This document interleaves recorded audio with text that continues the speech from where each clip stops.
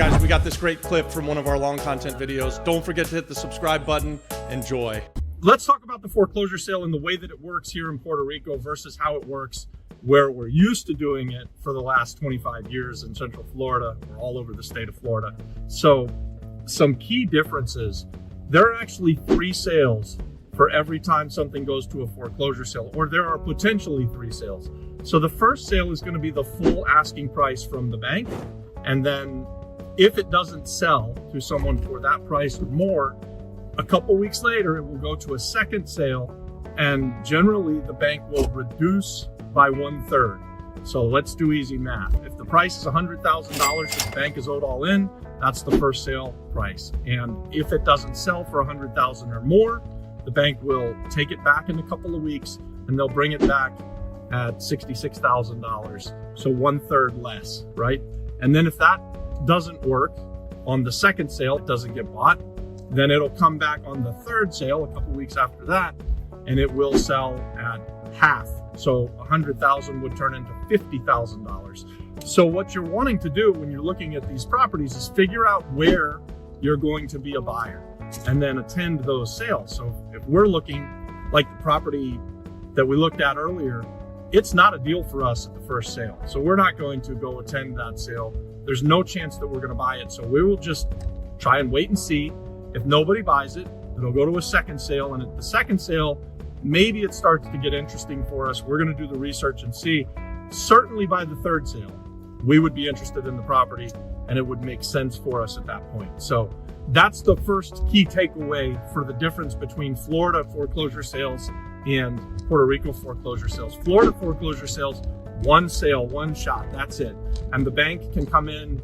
If they are owed $100,000, the bank may decide at that first sale that they're going to take less money and you can still get a great deal. So you have to prepare for everything on the spot for the Florida sale versus the Puerto Rico sale. The Puerto Rico sale, we're going to get actually 3 bites at the apple. So I like that about it.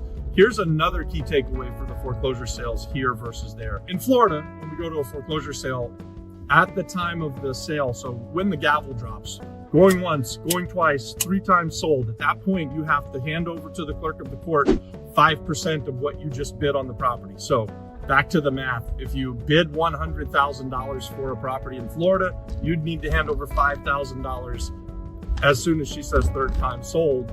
And then you would have the rest of the day to come up with all of the money. So you'd hand her $5,000, then you'd leave the sale, you'd go get the rest of the cashier's checks, and you'd come back before the end of the day, before 5 o'clock. That's generally how the sales work in Florida. And that's a difficult enough process, right? So you have to have lots of cash on hand and you have to be ready and able to go to the bank and get all of the money should you be the winner, or you're going to lose 5%. 5%, $5,000, that's a lot of money to lose. So now here's the difference in Puerto Rico. Going once, going twice, 3 times sold. In Puerto Rico now, you have to hand over 100% of the money that you just bid. So if you bid $100,000, you're going to hand the guy $100,000 as soon as he says sold. There's no give backs, no takeaways here. I say all the time, this is the most difficult place for people to buy real estate. And it's not the place that you want to start your real estate investing career. One, you have to be extremely well funded. And 2, you have to do all of your due diligence and research ahead of time. Guys, there's no such thing as title insurance. There's no such thing as inspections. You do what we're doing and you see our inspections. We're showing up to these properties and they're locked up tighter than the drum. So that's it. That's what we get. We don't get to go inside these houses. We don't get to know if the lights are going to come on or when the water comes on, if the house is going to flood. We don't know any of that stuff. So you have to buy it at a price that makes sense. And you have to be able to figure out, just by looking at the outside of the property, what do you think it's going to take to renovate it? Anyways, the big takeaway, takeaway number 2 is that in Puerto Rico, you have to have 100% of the money at the time that you win the bid. So it's much more strenuous, much more difficult than it is in the States. So here's a third key takeaway for buying foreclosures. And I'll just use the state of Florida because that's what I'm really, really familiar with. At this point in the state of Florida, like 85 or 90% of the counties are online. So you can go to these auctions online. I can actually attend a foreclosure sale in Florida and buy a house there and attend a foreclosure sale in Puerto Rico and buy a house here. And we actually did that one time. And I think it's possible that I'm the only guy who's ever done that in the same day, where we bought a house in Orlando, Florida, and we also bought a house in Carolina, Puerto Rico from the foreclosure sale, two different foreclosure sales, while I was in Puerto Rico at the foreclosure sale live.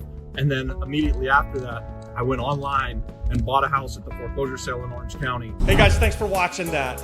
Subscribe to our channel, watch this next, and then also check out the pinned content for more great content, guys. God bless.